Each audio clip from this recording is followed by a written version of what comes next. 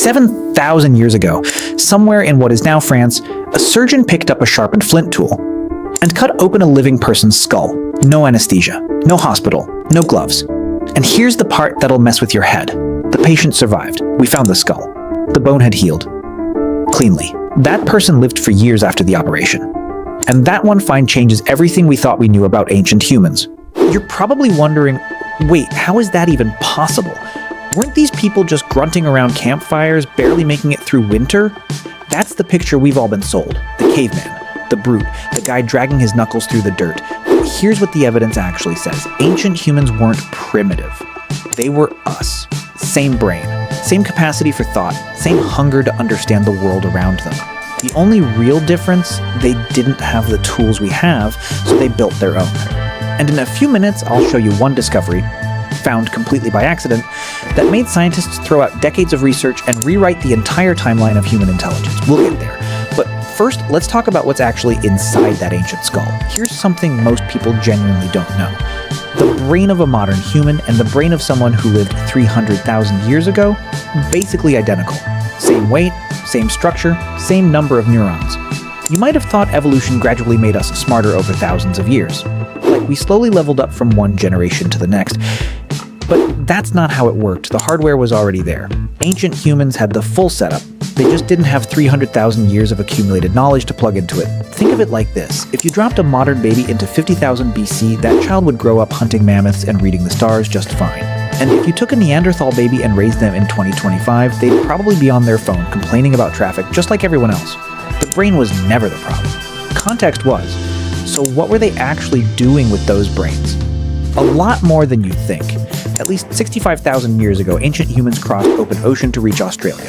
Not by accident, by design. They built boats, read the stars, and planned a voyage across water they couldn't see the end of. That's not instinct. That's strategy.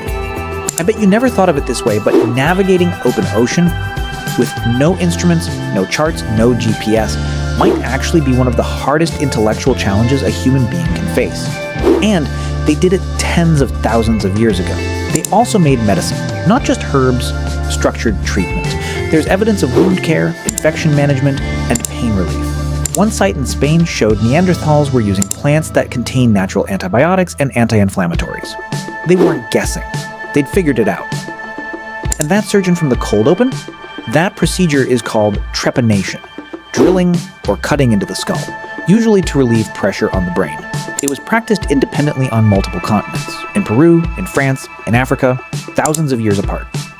Survival rates that genuinely shocked modern doctors when they first studied the healed bones. These weren't accidents. These were procedures. Taught, passed down, refined. Okay, the discovery I promised you. In 2002, a team of archaeologists in South Africa were digging through a place called Blombos Cave. They'd already turned up some interesting finds. Then they hit something nobody expected. A small piece of ochre, red rock about the size of your thumb.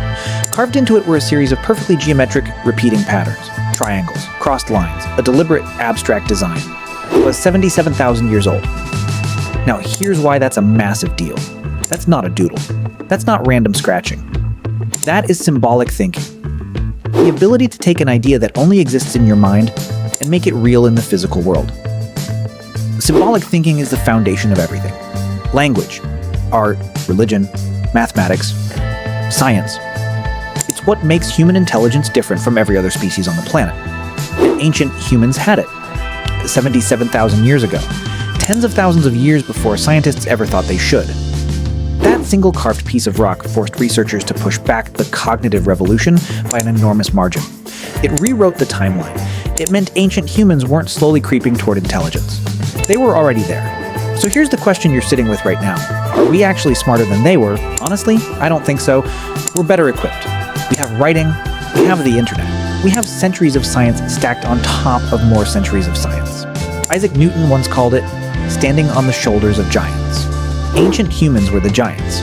Every piece of knowledge we've built the modern world on started with someone sitting by a fire or on a riverbank or in a cave, figuring something out for the very first time, with no textbook, no teacher, no one to ask. They looked at the night sky and built a calendar. They looked at a sick body and invented medicine. They looked at the open ocean and decided to cross it anyway. That's not ignorance, that's courage. That's problem solving in its purest, hardest form. You might have thought intelligence means knowing a lot. Maybe it really means figuring things out when you know nothing. Ancient humans weren't primitive, they were pioneers. The real question isn't how smart they were, it's whether we'd be half as capable if we had to start from scratch. No textbooks, no internet, no one before us who'd already solved the hard problems. Think about that next time you use GPS to find a restaurant 2 blocks away.